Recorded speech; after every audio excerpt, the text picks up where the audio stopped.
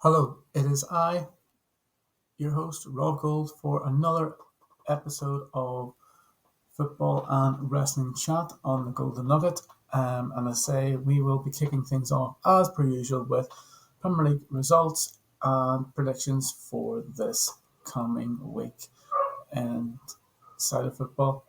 And we will be previewing the League Cup final, the Carabao Cup final between Chelsea and Liverpool, along with doing the Raw review from last night, along with a SmackDown preview.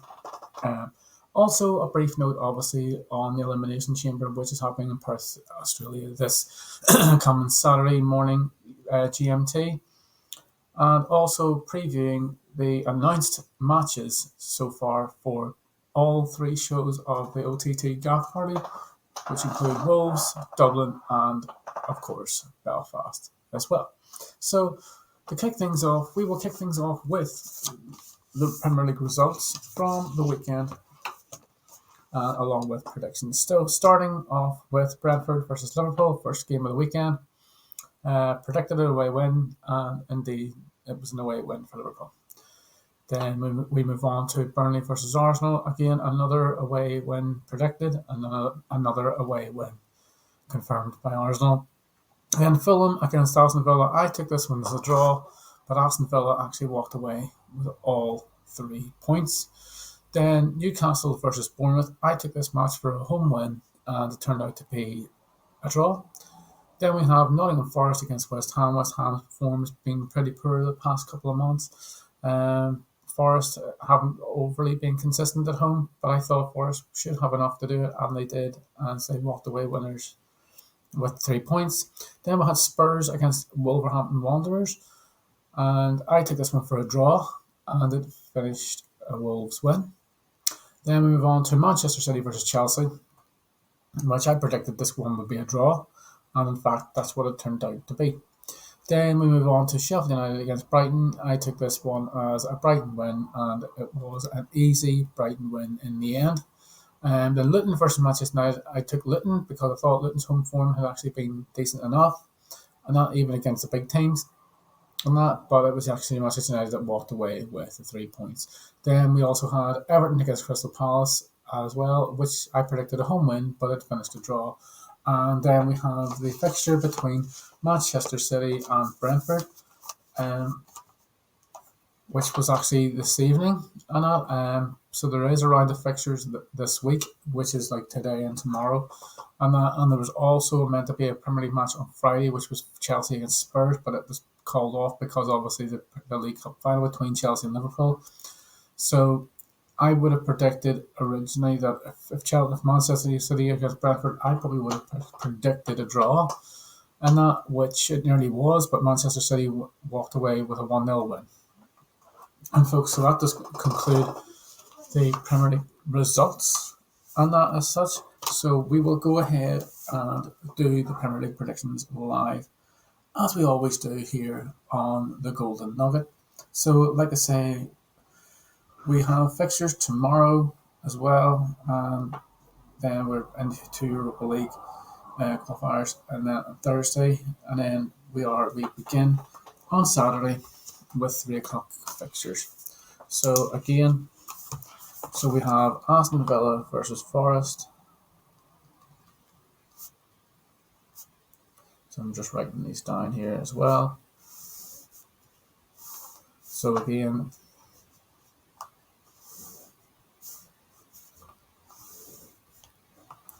Villa versus Forest, Brighton. So as they will do these individually, and not while writing them. So Villa against Forest, I can only predict a home win. It's Aston Villa against Forest. Yes, Villa have been a bit shaky recently, and that, but as I say, I still think that Villa would have enough against against Forest, and then Brighton against Everton. Again, I think this will be another home win. I think Brighton will have too much for Everton in this match, and I think it will be Brighton that will walk away with the 3 points. Then we move on to Crystal Palace versus Burnley, a big game. No Roy Hodgson, as he stepped down as manager of Crystal Palace. I think this got a draw because both teams will not want to lose this match. But Palace, their home form is usually better than that, so I can see Palace winning this, but Burnley cannot afford to lose any more ground on those around them.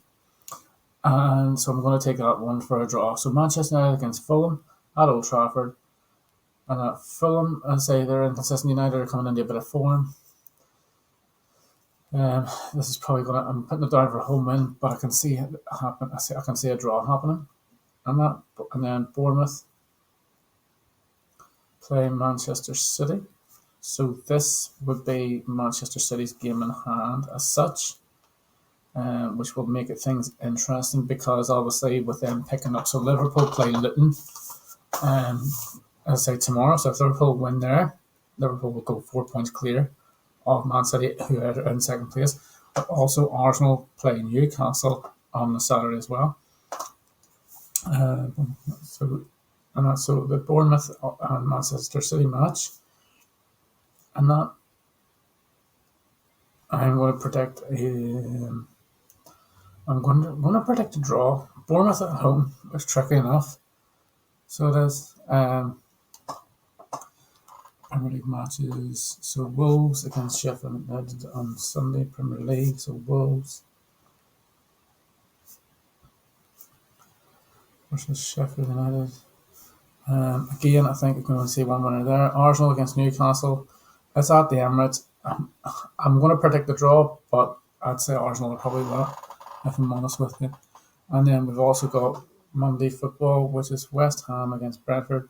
And again, because of their form, as I say, obviously, West Ham's form is not great either. I'm going to go for a Brentford away win. So 3, 4, 5, 6, 7, 8. So there will only be 8 matches because obviously Chelsea were supposed to play Spurs, and then also Liverpool were supposed to be playing over that weekend as well. But obviously because of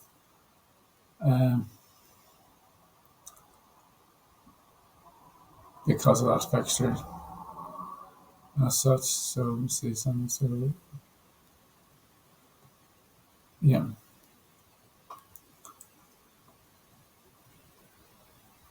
And then we've got FA Cup matches as well during the week, which is a bit strange. Yeah, it's very, very strange. Midweek FA Cup matches. That's really, really weird. That's a rare thing. Very, very rare. But because of obviously, matches coming thick and fast as well. So Villa against Forest, home win for Villa. Brighton against Everton, home win. Palace versus Burnley, a draw off. Manchester United, Fulham, home win. Bournemouth, Man City, a draw. Arsenal versus Newcastle United, a draw. Well, Sheffield United, home win. And West Ham versus Brentford, an away win is what I am going to predict for that fixture. And then, as I say, we will move on then to preview the League Cup fixture between Chelsea and Liverpool. So we heard there, as I say today, that basically Diego Jota is going to be out for at least 2 to 3 months out of action due to an injury he picked up in the win against Brentford at the weekend. And that's so he's going to be missing. But Mo Salah obviously first came back since the African Cup of Nations, and that obviously created a goal and scored a goal himself as well.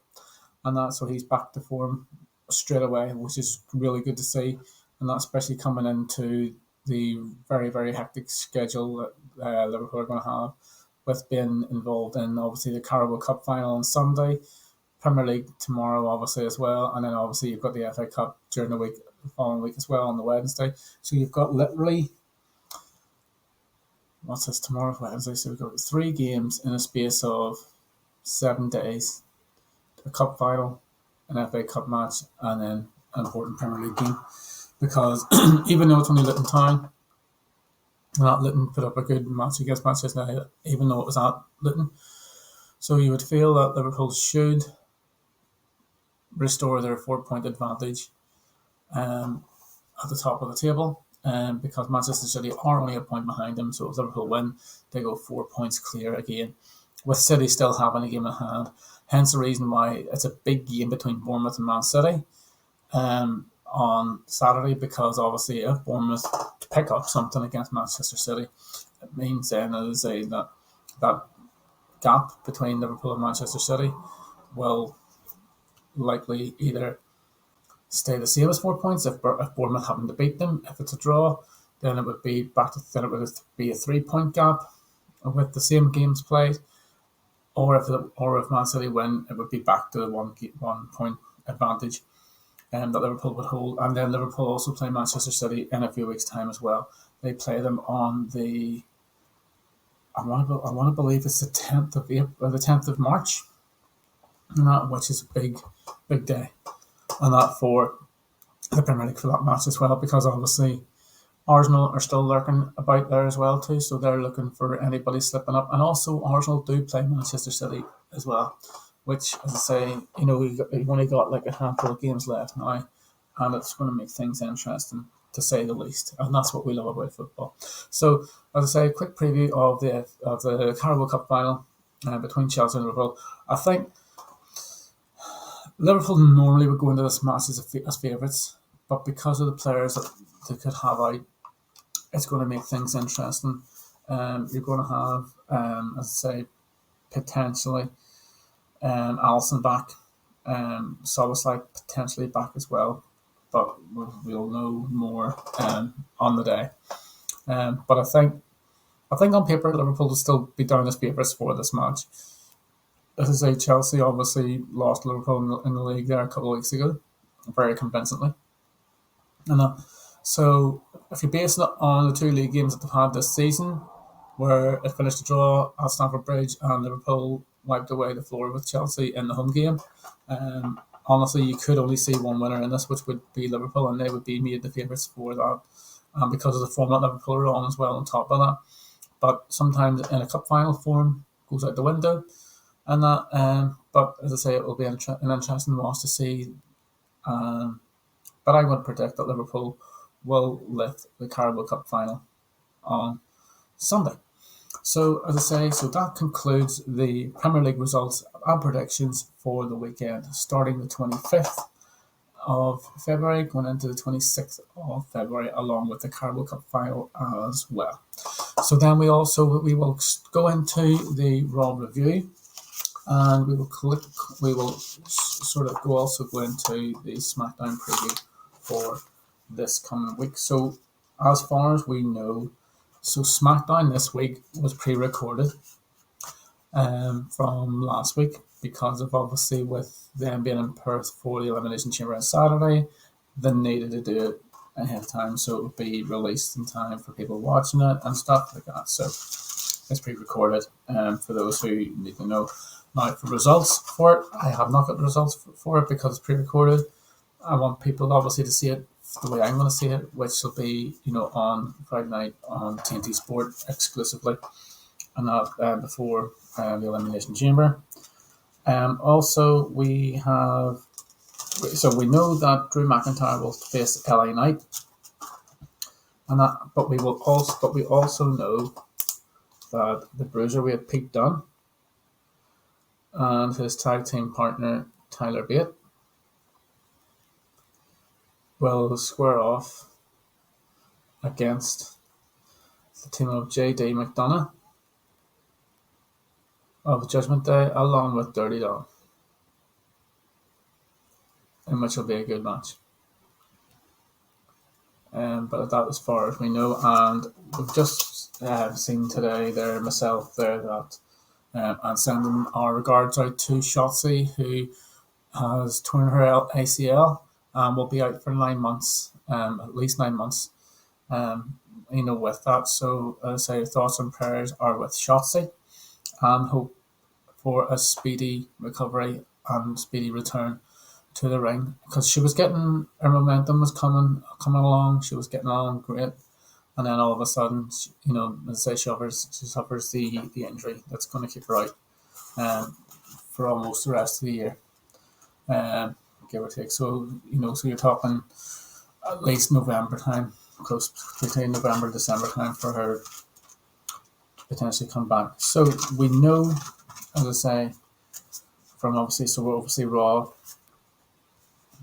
there, that we had the Intercontinental Championship on the line between Jay and Gunther in a hell of a match. We also had a Women's Elimination Chamber qualifying Battle Royal to determine the last spot in the Women's Elimination Chamber match for Perth, where the winner will take on either Rhea Ripley or Nia Jax at WrestleMania. And as we know, Nia Jax will face Rhea Ripley for the WWE Women's World Heavyweight Championship at the Elimination Chamber.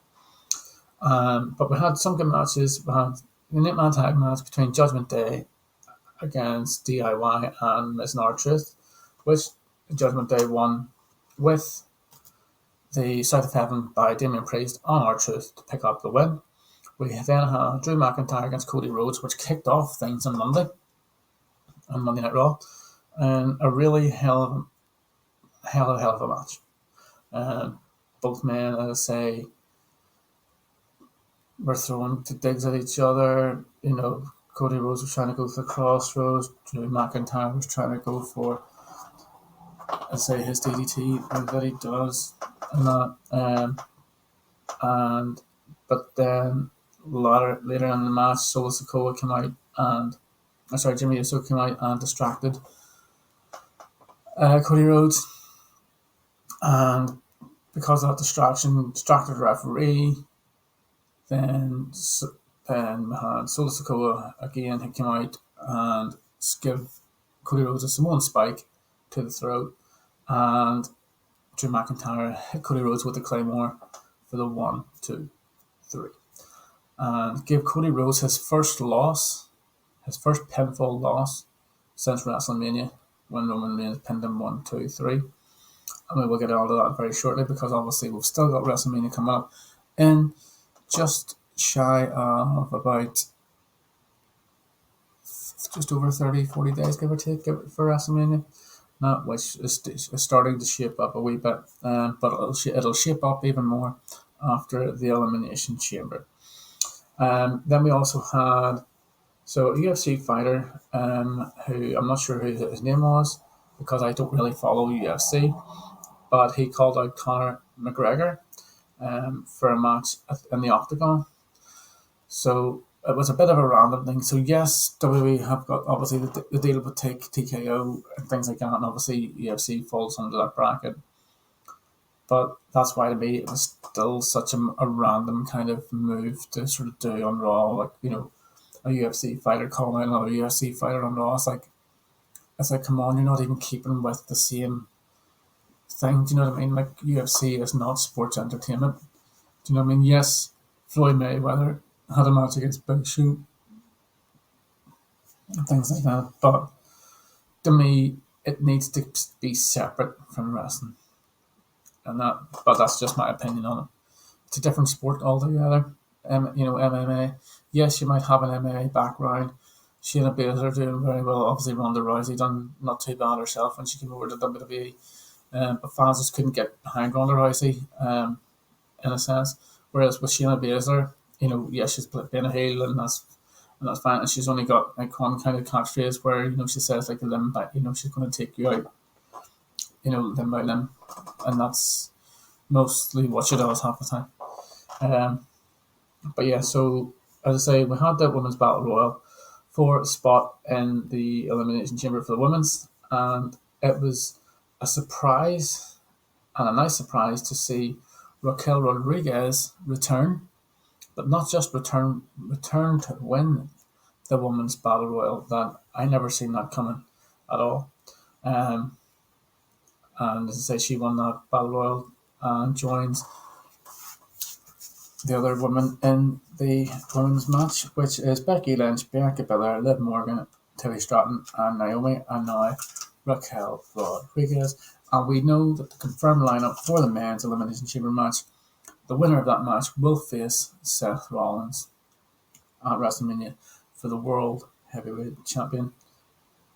And you have Drew McIntyre, Randy Orton, Bobby Lashley, LA Knight, Logan Paul, and Kevin Owens in that matchup. And as I say, we also had an improv match which was made on the night between Chad Gable of the Alpha Academy and Ivar of the Viking Raiders, who told both of their sort of, running buddies to stay backstage, that they didn't want them to be out there causing distractions for both. And it was a really, really good match. People probably didn't think, oh, this is just going to be another Ivar win. But no, it was actually Chad Gable that picked up a win for himself and for the Alpha Academy, because they've been having battles with Ivar and Valhalla over the past month or two, and that, which is, as I say, whether or not that ends all that, who knows. But it makes it interesting to see what happens with them as well. So then we also had Becky Lynch came out and wanted to do a promo, and basically all the other women for the Elimination Chamber match all came out, and then basically after that, Jax basically came out and floored them all, standing tall in the ring, because they were all saying about how, like, oh, we're going to take on Rhea, we're all going to take on Rhea, and now Jack is like, nope, not under my watch. I was like, you should be talking about me more, and rightfully so, because I mean, the strength of Nia, the size comparison, you would think, looking at Nia, she should be a women's champion and should be a hell of a women's champion in my mind. But some people don't like her because, stories are about her injuring people and things like that. But that aside, she has that look where she could be a champion for, a long time. So could Rhea Ripley title reign end in Australia? Who knows? There's only one way to find out, and that is tuning into the Elimination Chamber via the WWE Network, or, as I say, if you are a one who likes to go on to the box office, it's on TNT box office for $14.99 as well, and whereas obviously the network is $9.99, and if you subscribe to that, you get it for, well, basically for free, but because you're paying $9.99 for it, you're going to get that plus whatever else is on the network for the month as well. So it's good value for that. Then, as I say, the main event for Raw was the Intercontinental Championship on the line between champion Gunther taking on challenger Jey Uso. And as a review of this, so this match was a good match nonetheless. It was the result and the way of the result that annoyed me more than anything. So I'll go in. So obviously the match started off, as I say, Gunther chop after chop on Jey. Chest was as red as anything that you just about see. But then Jey came back into it a bit, sort of hitting a couple of kicks and clotheslines and super kicks and that, and then gets Gunther with a couple of spears, hits him with a spear on the ring apron, and hit him with another spear on the outside, rolls him into the ring, hits him with another spear, and as he's about to pin him for the 3 count, the ring bell's going. But then the worst about it is, the referee's about to count 1, and then as he's counting 2, he then looks up after he counts 2 and stops after 2. Instead of continuing his count, the ring bell's going mad, and then all of a sudden, somebody with a hood reveals himself, and it's Jimmy Uso, Jey's brother, who was in the crowd with the black hoodie, came over, was ringing the bell, and which ended up, now it didn't stop the match, it distracted Jey Uso. But the way I was looking at it, going, yes, storyline wise and things like that, that's the reason why the referee stopped. But logically, why would you stop a count mid count when you're looking straight in front and you're seeing someone who's not a ring announcer or who's not the timekeeper or whatever, who's not ringing the bell? You do not stop. You continue doing your job, which is doing the pinfall, because Jey is still pinning Gunther in the middle of the ring. So the referee should be doing his job and counting 1, 2, 3. Do you know what I mean? He should be hitting that 3.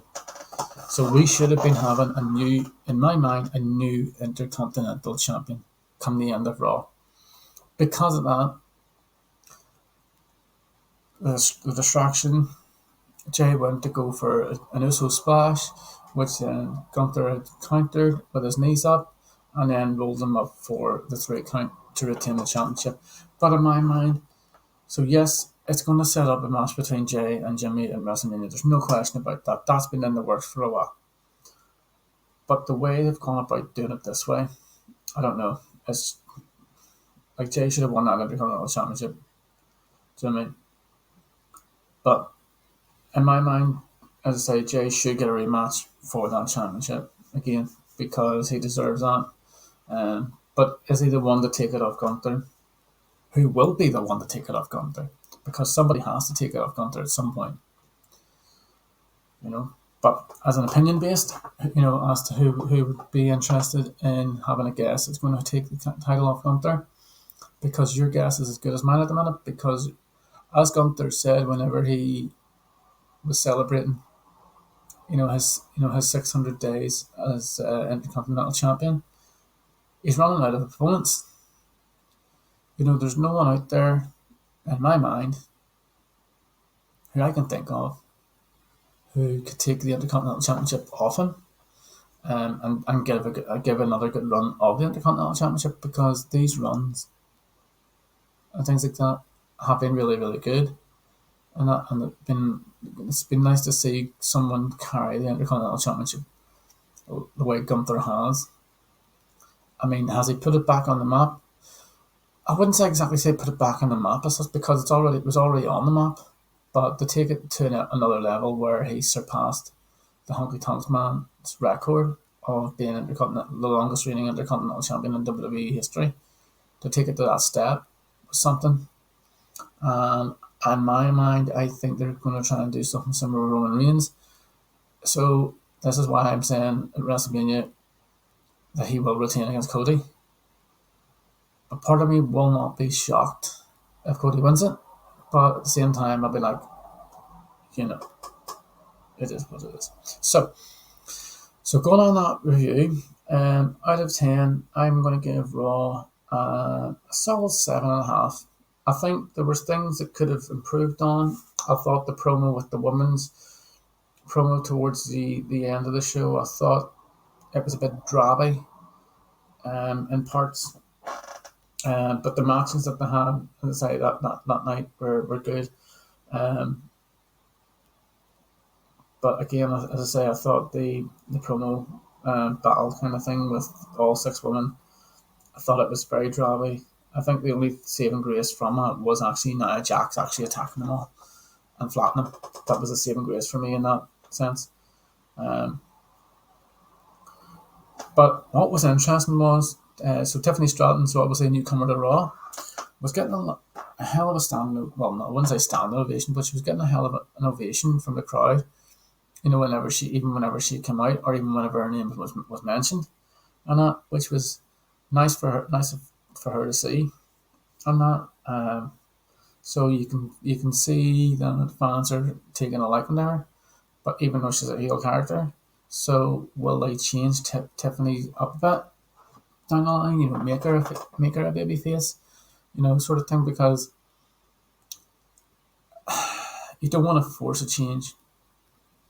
And if they're better playing that type of a character, I mean, you can see straight away on NXT that there's one or two that they're almost trying to push towards, like, to be like Tiffany Stratton on NXT.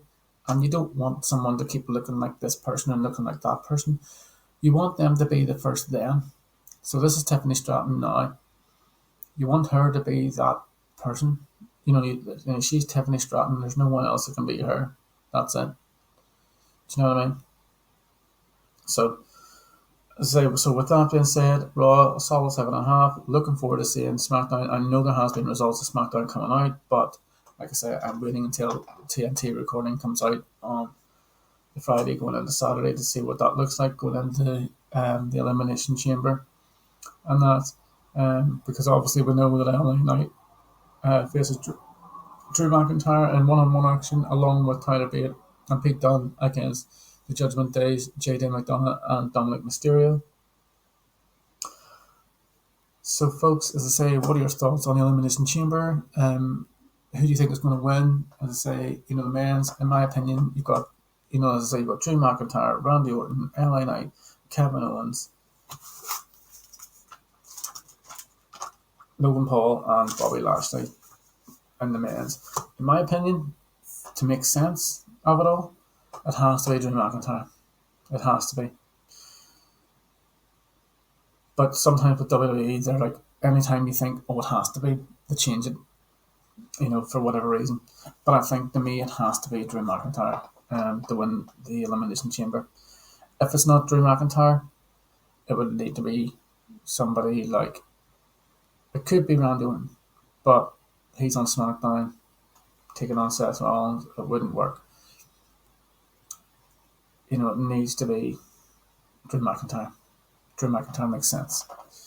Even if he's only going to carry it for a few months until CM Punk returns, because I think the original story was for CM Punk to face Seth Rollins and for CM Punk to win the title off Seth Rollins.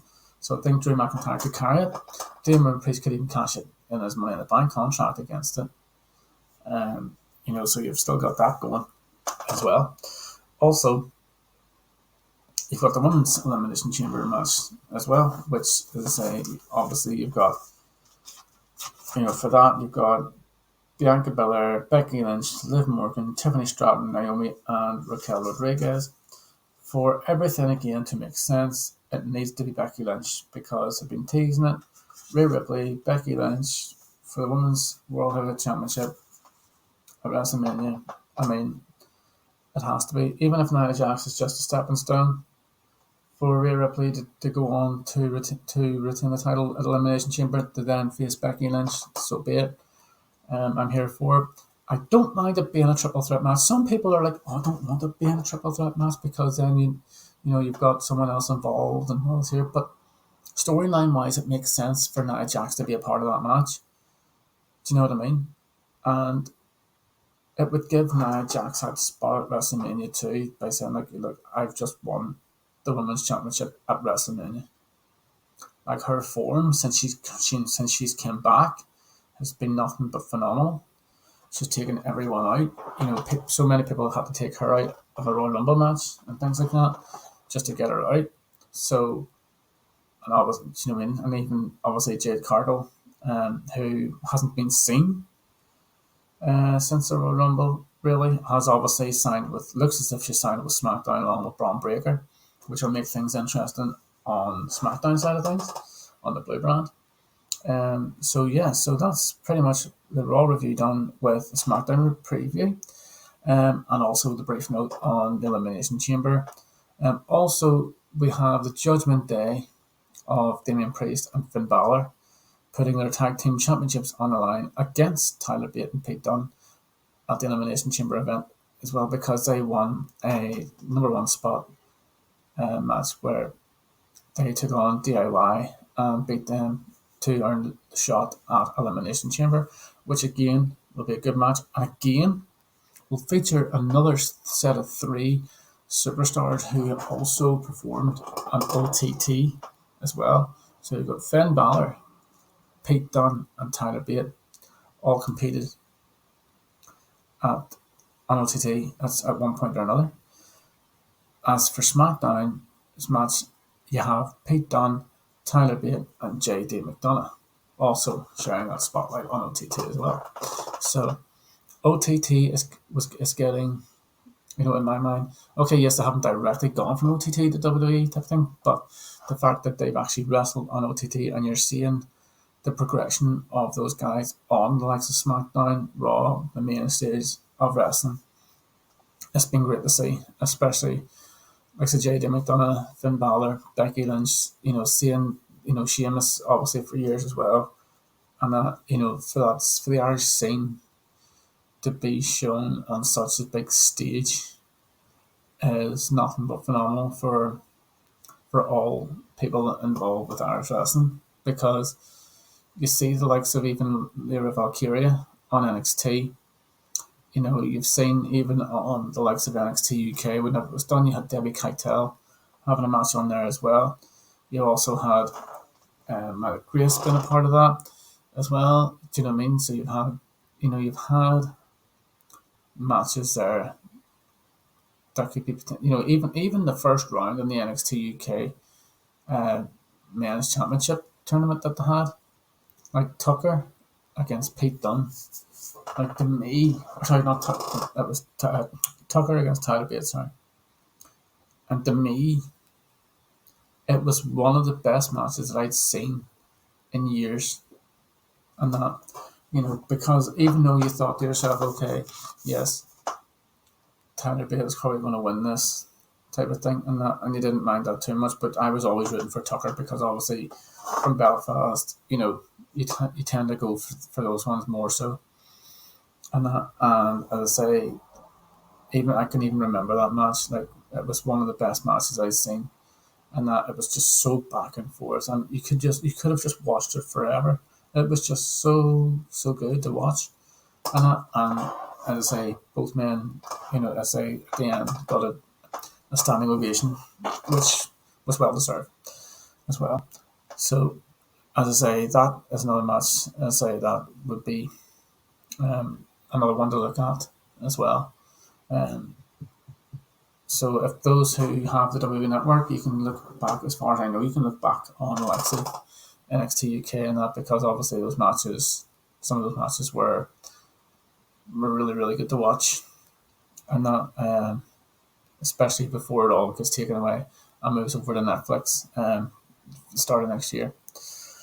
So now I will preview the OTT Gaff Party shows, which feature Wolves on the 1st of March, Dublin the 2nd of March, and Belfast on the 3rd of March.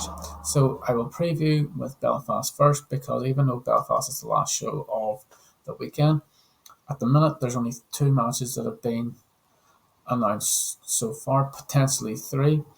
So because we know that Renzo Rose is going to be defending the OTT NLW Championship, and that as well. I think it was against Big Demo, from what I can remember, and that which I think I saw being advertised for the NLW Championship. But he also takes on Griffin McCoy at the Dublin show, which we'll talk about in a second as well. But so you've got the Social Elite defending their OTT Tag Team Championships against the Draws, Sammy D and B Cool, and the other match that has been announced so far. Again, usually with the Belfast show, sometimes they're waiting to see what matches and what comes out of the other show from Dublin to announce more as well. So, as I say, as it stands, as far as I know and as far as I'm aware, there's only 2 matches for that show, for the Belfast show. So then we move over to Friday's show, which kicks things off for the weekend. So we start off with which I think could be a show stealer. There's actually a couple of these matches. There's actually about 3 matches that could be 3. It could be match of the night, or possibly match of the weekend here. So you've got Robbie X. Taking on Jordan Oliver. Now, Jordan Oliver is somebody I have never seen before, and so it'll be interesting to see that. Gabriel Kidd against Leighton Buzzard. I know Leighton Buzzard inside out.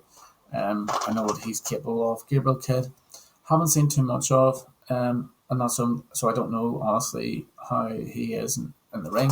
So for me to know about him, I would need to look up some of his matches and see what he's like. Then we've got the return to OTT of the Drilla, the Bullet Club's own Dan Maloney, taking on Leo Rush, who is coming over for the Gaff Party shows for the Wolves and Dublin show. Hasn't been announced for Belfast, but is doing the 2 shows between Wolves and Dublin. And then we've got Session with Martina against Millie McKenzie, And then last but not least, as I say, we might have another match or two as well announced leading up to the show. So for anything else there, just keep an eye on OTT on social media. You will see anything related to the Gaff Party pop up over the course of the next week, because we are only just over a week away from the shows. So obviously the first show is on Friday, so it's a week this Friday. And that isn't it a week this Friday, or is it 2 weeks this Friday? So today's the 20th. Wednesday is 21st. Thursday is 22nd. Friday is 23rd. Sunday 24th. Sunday 25th. Monday 26th. Yeah. So it's literally a week this Friday is the Gaff Party show. And as I say, then we have, as I say, at the minute for the main event, we have the OTT Championship on the line. Now, we know what's going to happen here, because this is a match that's been building up for a good while now. We know the history that Sammy D has had with Trent Seven at OTT, especially at the Wolves shows. So going back, whenever you had the draw against the Wolves, so Sammy D being a part of the draw had lost that match. Then you had Sammy D defending his OTT NLW Championship against Trent Seven in Wolves the weekend of Stratmania. He lost it. So is the third time going to be the charm for the Snake Sammy D to retain the championship? And not just to retain the championship, but to also get his win against Trent Seven in Trent Seven's backyard of Wolverhampton. And the hangar, the world famous hangar in Wolverhampton. Will Sammy D walk out still the OTT World Championship going into the Dublin show? Because we know that the winner between Trent Seven and Sammy D will face Jay in the main event of Dublin show of the Gaff Party, which is at the Red Cow Complex as well. And we've also got, for the Dublin show, we've got Scotty Davis against Leo Rush, which is going to be a hell of a match. Again, another hell of a match. It's going to be Robbie X once again versus Leon Slater, which I cannot wait for. Then, as things stand, as far as I am aware, Renzo Rose is putting his title on the line against Griffin McCoy, who's the American. Now, don't forget, Renzo Rose has said he is not putting his NLW Championship on the line against anybody from Ireland. That is what he said, against anyone from Ireland, but he will defend it against somebody who he says who are European. So that makes it interesting. So this is why, as I say, there's been call from Renzo Rose himself saying he wants to speak to OTT management in regards to the match announced for the Sunday show at Belfast, where he's going to face Big Demo for the OTT NLW Championship. So will that match go ahead? It's more than likely it'll go ahead. But if Renzo Rose has anything to do with it, who knows? But as I say, then we also have Big Demo versus Big Cool. Now, we know that this match could be a really good match. We know Big Cool's entertaining to watch and that. But after finding out that Big Cool wants nothing to do with Big Demo, and you can see why. As I say, will this match go ahead the way that is planned? Will it be another, could it be a second ever scripted match in wrestling between Big Demo and Big Cool? Or could they have a drink fest and whoever drinks the most pints wins? Who knows? This is Big Cool we're talking about, so you've no idea what you're going to get with him. And that's what most of us love about him. And when I say most love about him, there's a reason why behind this, isn't it? So, taking things back to the local Rumble event that OTT had, which was the first ever Rumble event that they had. So there was a spot in that match where, not just in the match, but in the event itself. So Be Cool and Jay had defended their tag team championships against the Social Elite, in which the Social Elite won. But Jay is putting the blame on that loss to Barry. But ever since Barry has come into the draw and joined up with Jay, Jay seems to have lost his edge a bit, because he's lost the GN Championship because of Barry, and he's now lost the Tag Team Championship with Barry. Is the draw starting to fall apart because of Barry? Or do you think something else is in the works with Barry? Because he is now the number one contender for Scrapper Mania to take on the OTT World Champion, which would be Sammy D, as long as he retains that title and keeps hold of that title. Or will the Kingslayer dethrone Sammy D on the Saturday of the Gaff Party, or dethrone Trent, depending on who wins that match on the Friday, because that will set everything up for the Saturday show. And folks,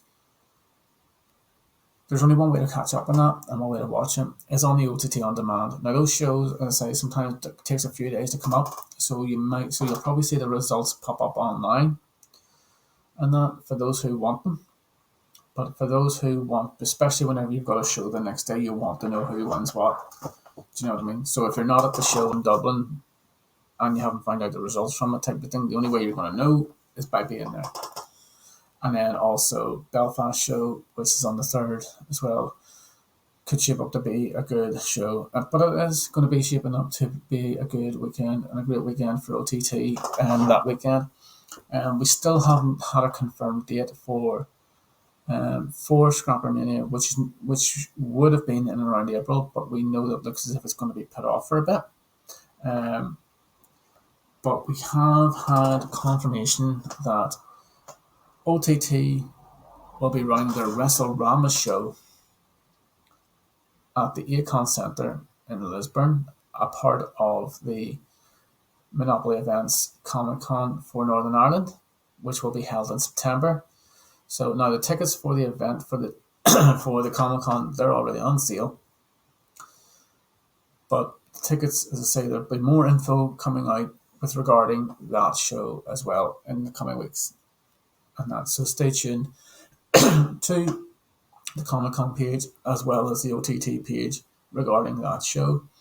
As I said, because that will be a September show, and it'll be one of the big ones as well for Belfast, because we know that the owner of OTT, Joe Gray, he admitted that he wanted to give Belfast one of the big shows that they do each year, and to give them, WrestleRama, which is one of their big shows of the year.